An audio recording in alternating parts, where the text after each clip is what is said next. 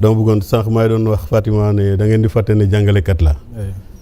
Ce qui est arrivé à Thiès quand même je crois qu'il faut saluer la réaction de l'inspecteur d'académie que je salue au passage parce que je le connais très bien. Xam nga dans le système éducatif dafa am des écoles confessionnelles maanaam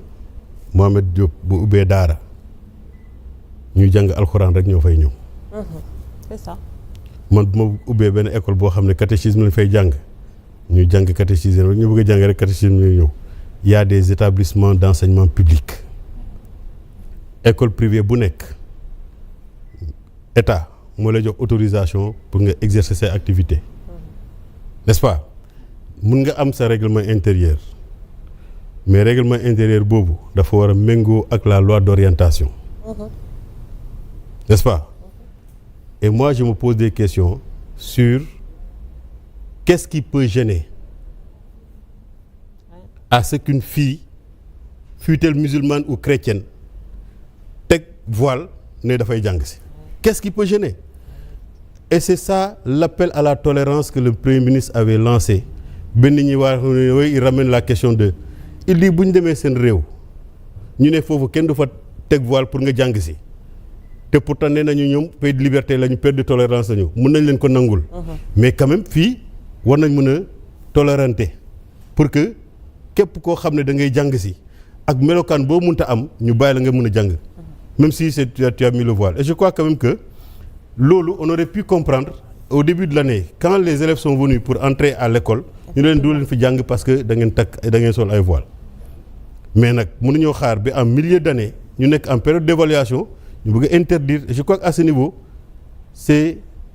l'autorité du ministre de l'Éducation nationale qui est interpellée pour que et c'est bien déjà que l'inspecteur d'académie le fasse mais que ñu mën a amal ay waxtaan parce que je considère que lépp comme ni ko Ahmed Ndoye waxee sax buñ ko waxtaanee rek war nañ mën a trouver une solution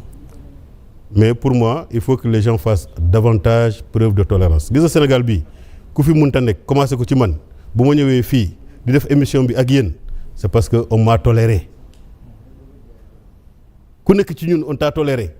parce que am na loo xam ne bokkoo ko ak nit ñi et pourtant tu es en train de vivre avec les gens il faut que nous faire preuve de tolérance parce que bu ñu eggee à un certain niveau il faut qu'on se dise les vérités aussi crûment il faut pas que ñuy raayante dans le sens du poil te ñu bañ a waxante dëgg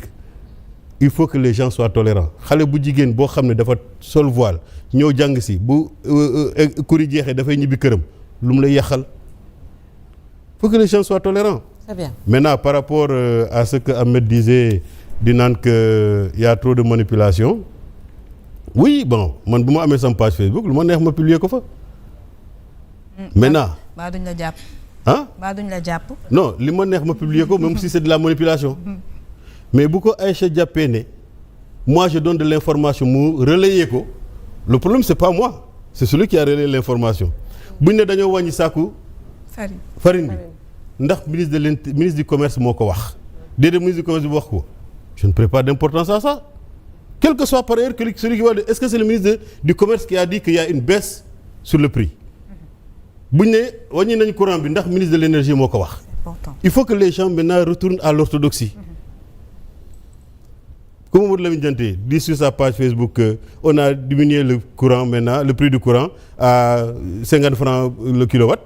mais c'est Mamadou Lamine Dianté qui l'a dit mais si c'est Birame Souleye qui l'a dit en tant que ministre de l'énergie ah oui là c'est une information qu'on doit relayer donc c'est ça un peu que je voudrais dire par rapport aux réseaux sociaux que les gens considèrent de plus en plus comme des médias sociaux. Très bien merci à vous en tout cas ñu ngi ñëwaat ci yow léegi nga tàggatoo ak téléspectateurs yi alors Ahmed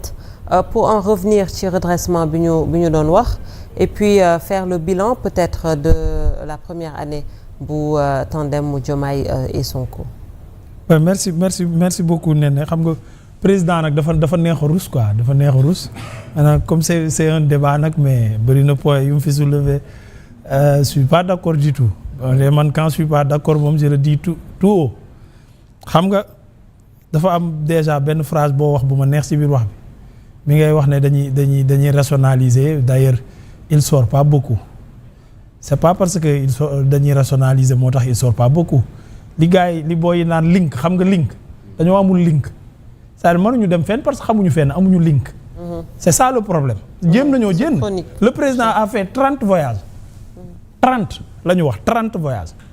ci 30 yi bi mu demee ba léegi amul dara lu mu ñu indi. ça veut dire amul link jéem naa jéem. le premier ministre fii rek la yem dig-digal bi zone CEDEAO bi dig-digal bi wëndeelu ñëwaat.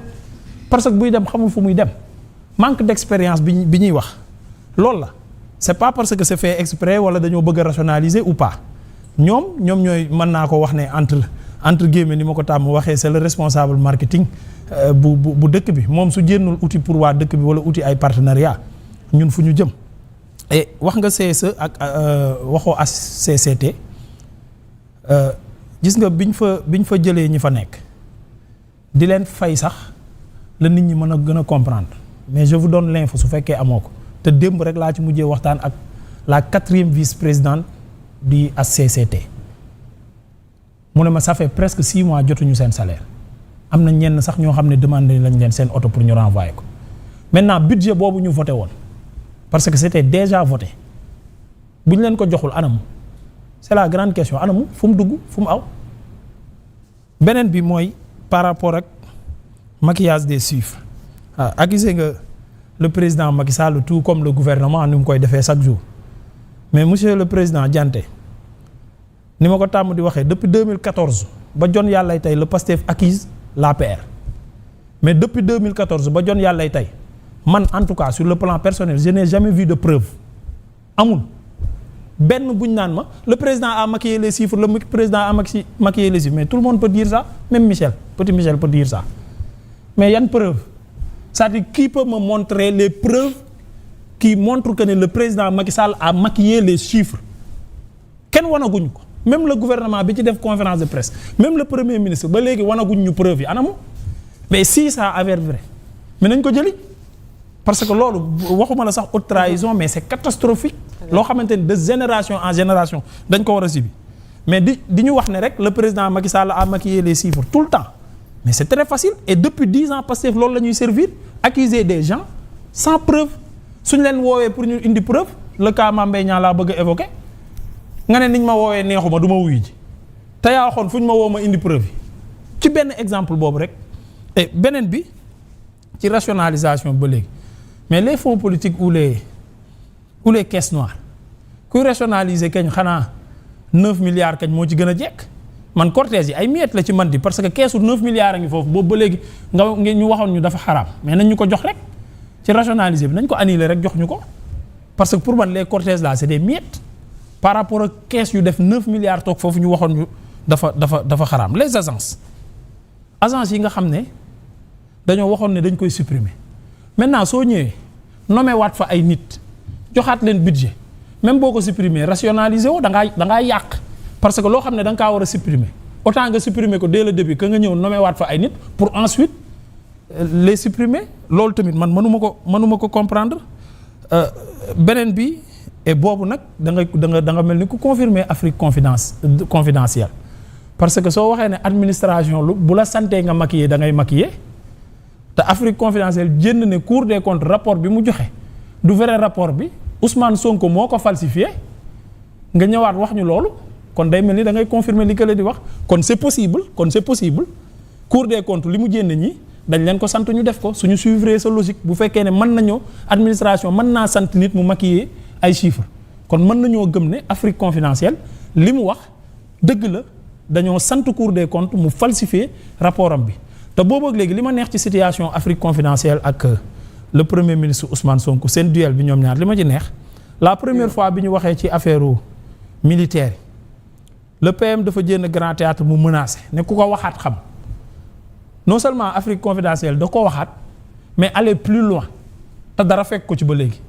du plainte du rien du tout cette fois-ci mu jénnaat ne accuser notre premier ministre parce que man fii nag damay toog en tant que sénégalais bii pas ma ne journal boobu dafa accuser sama premier ministre man ba léegi gouvernement Sénégal defu ci dara c'est-à-dire il a accusé notre premier ministre de faussaire ba léegi nii amul kenn ku jénn wax ko dara wala ku ko plainte wala gouvernement sénégalais riposté pour sang sunu deru premier ministre et qui ne dit rien consent loolu la tubaab wax maintenant nag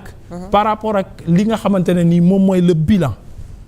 pour man le bilan il est catastrophique par rapport ak jàpp yi jot nañ ko brosser